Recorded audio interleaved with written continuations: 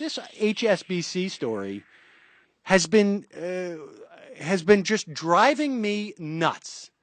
Me too. It is just unbelievable.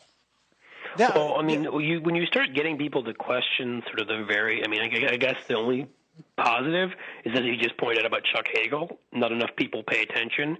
Because frankly, if everybody paid attention and saw this, I think there'd be armed revolution tomorrow. We have a major bank in this country which has been involved in all sorts of. I mean, this is not their first. They have basically been found guilty. Well, they haven't gone to trial, of course. Well, they'll never be found guilty because they're too big to jail. Right. The Justice Department, and they've admitted that they were involved in laundering hundreds of millions of dollars, at the very least, in Mexican drug cartel money. And Al-Qaeda money. They've been involved in laundering Al-Qaeda money. They've been involved in laundering money to Iran. Russian mobsters. Really, you have to try hard to find an evil group that exists in this world they haven't laundered money for.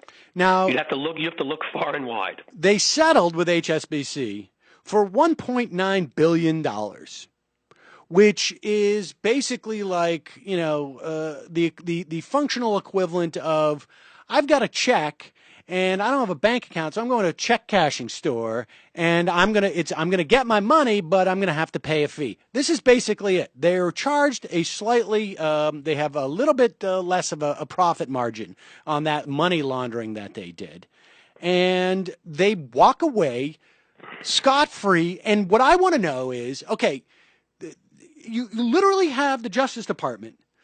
You literally have the Justice Department saying, in deciding not to prosecute now, Lanny Brewer, who I think is another one of those guys who was brought over from Covington and some white shoe law firm in Washington, D.C., with Holder, saying the Justice Department considered the collateral consequences, including the possible effects on the worldwide financial system, if HSBC's ability to operate was ruined by criminal conviction.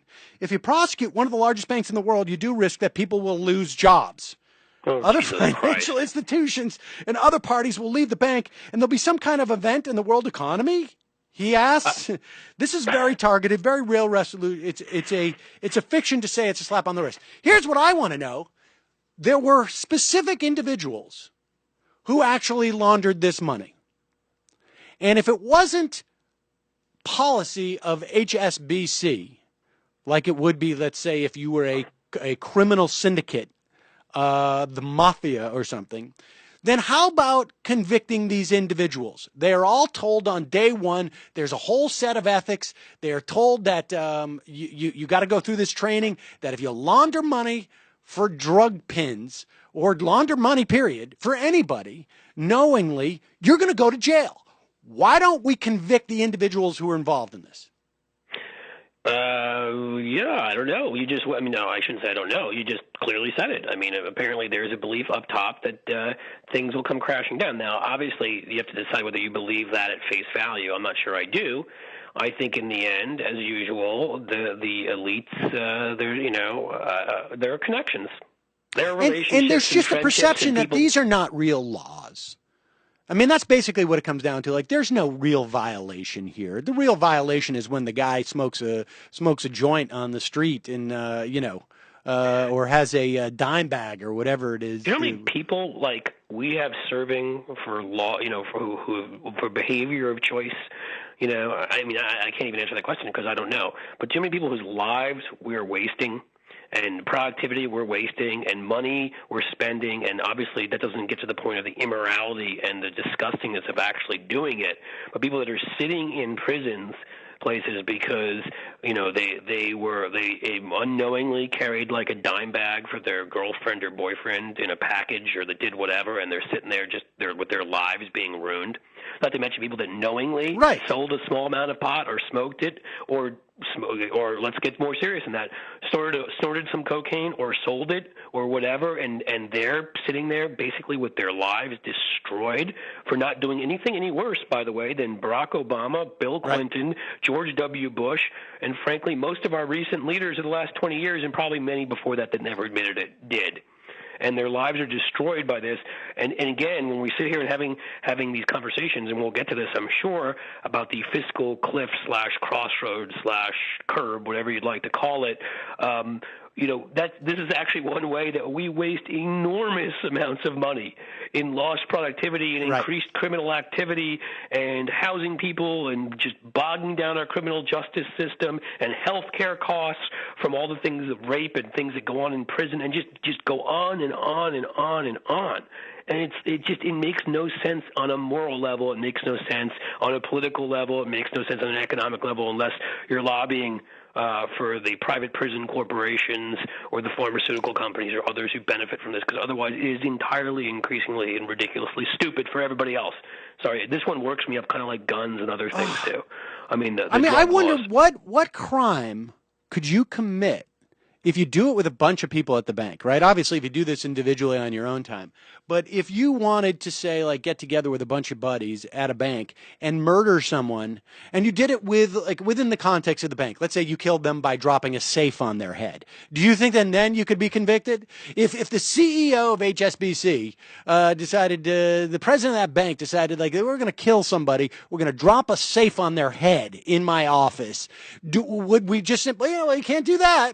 You can't arrest them because somebody could lose their job, it's just absurd. But that's what I mean. In fact, a smart gentleman such as yourself, Sam, who is funny on top of that, I think I could see you doing a viral video acting out some of these scenarios, perhaps, because there are interesting questions as to what it is you could do at a bank that could get you arrested.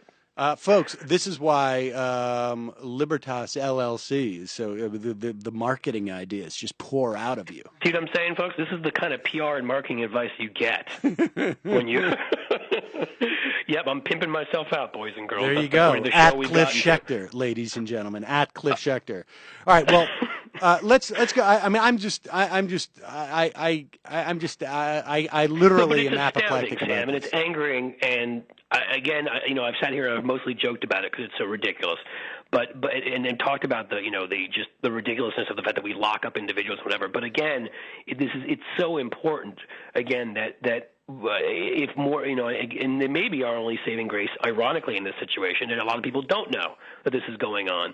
Because if you sit there and you look at the laws of this country, like, it's impossible to believe that we're really, truly a democracy anymore. If you look at who gets away with what they get away with, if you look at, what happened in 2008 with the economy crashing because of some guys playing around with derivatives they didn't understand or didn't care to understand and betting against their own customers, and you look at this, and you look at torture by the Bush administration, and warrantless, eavesdropping and the whole rest of it, and all the long list of things that people get away with, and then you read the stuff that people get in trouble for.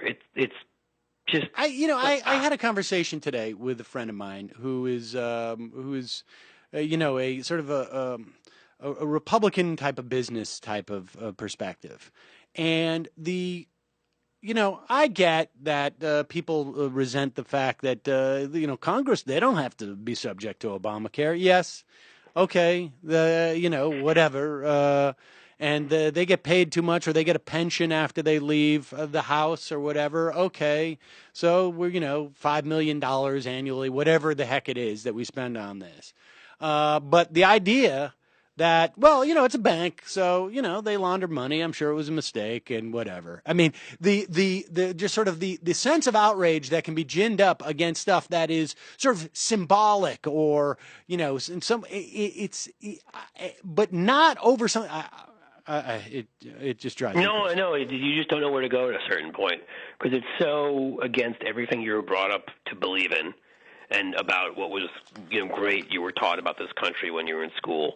And it's just that whole notion of equality and fair play and laws of, that these are laws not of men, right, that apply equally to everybody. And these kinds of cases just so destroy that and so blow it out of it. I mean, it has a corrosive effect, I really do think, on our democracy. Because, again, when people like Chris Hayes in his book ask why we don't get better elites, this is why we don't get better elites. Yeah. Because these guys who didn't go to prison, I promise you, now with a clean slate, will find their way towards serving in government in about 10 or 20 years, if not less. Right. Or frankly, look, the message is out there. If you, this is simply a calculation of numbers. In other words, if you can make more than you will lose on a potential fine, then this is a smart business move. It's no longer a question of almost nothing, right? Yeah, I don't have the number in front of me, but compared to what they made, you frog march like somebody out of there, it's going to change that calculation. So, aside from the sort of moral outrage, it actually does have impact on the functioning of these banks, whether it's money laundering, whether it's mortgage fraud, whether it's derivative fraud, whether it's, lying to Congress, whatever it is. Well, look, the clearest example that I can come up with, that I can think of off the top of my head, is all of those guys who we know engaged in crimes against our Constitution, to be honest, in the Iran-Contra scandal. Right. They all came back and served. A lot of them did. Elliot Abrams and the rest of them, they came back and they served under Bush. Yeah, because Cheney. they'd never been convicted. In the end, they either had their convictions overturned or they didn't do jail time, and therefore they were completely had a clean slate to come back. Oh yes, and of course we also see this with the you could talk about moral hazard from a legal standpoint and also from a bailout standpoint. We've gone over this ad nauseum.